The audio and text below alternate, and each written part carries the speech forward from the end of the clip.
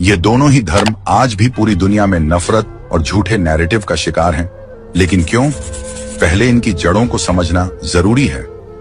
हिंदू और यहूदी दोनों ही दुनिया के सबसे पुराने धर्म हैं और दोनों पर ही इतिहास में अनगिनत प्रहार हुए।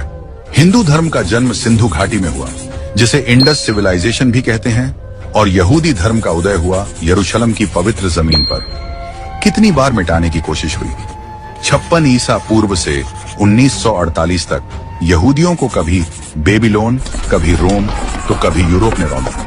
दूसरे विश्व युद्ध में जर्मनी में हिटलर ने होलोकॉस्ट करके 60 लाख यहूदियों का नरसंहार किया।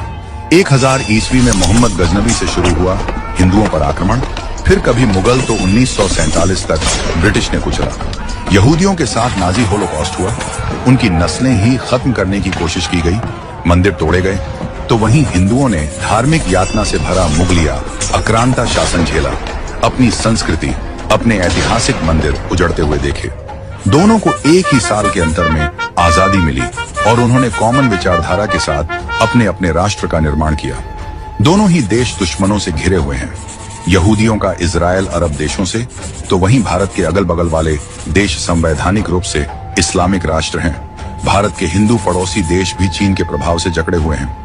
इतनी प्रताड़ना झेलने के बाद भी इन दोनों धर्मों को एंटी माइनॉरिटी, एंटी सेक्युलर बताया जाता है, जबकि सच ये है कि दोनों ने कभी दूसरों पर अपना धर्म नहीं थोपा। इन दोनों धर्मों का अक्सर उनकी धार्मिक चीजों की वजह से मजाक उड़ाया जाता है। हिंदुओं का कभी तिलक धोती या गौ माता की पूजा को लेकर, तो वहीं यहूदी को भी उनकी धार्मिक प्रैक्टिस, कोशर या धार्मिक मान्यता पर भद्दे मजाक किए जाते हैं। इन पर धर्मांतरण की कोशिश प्राचीन काल से हो रही है। आज इन दोनों धर्मों के खिलाफ दुनिया में भारी नफरत फैल रही है। उसकी वजह यह है कि ये दोनों धर्म आक्रांताओं के सामने झुके नहीं, क्रूरता से डरकर अपने धर्म बदले नहीं।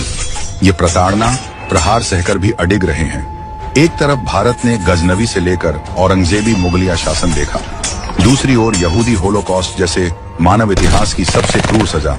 ये सब सहकर यहूदी और हिंदू खत्म नहीं हुए, और कुछ लोगों को यही बात चुभती है कि इनकी मान्यता, इनका धर्म अब भी क्यों बरकरार है, और इसी के कारण यहूदी और हिंदुओं के प्रति नफरत और बढ़ी है। आज भी हिंदू और यहूदी को पकड़कर मारा जाता है। कभी अमेरिका में इजराइल एम्बेसी पर अटैक, तो वहीं पाकिस्तान और बांग्लादेश में हिंदुओं पर क्रूरता और धर्मांतरण का दबाव, बावजूद इन्हें ही हिंसक बताया जाता है। पश्चिमी देशों की बड़ी बड़ी यूनिवर्सिटी भी हिंदू यहूदियों को गलत साबित करने का कोई मौका नहीं छोड़ते।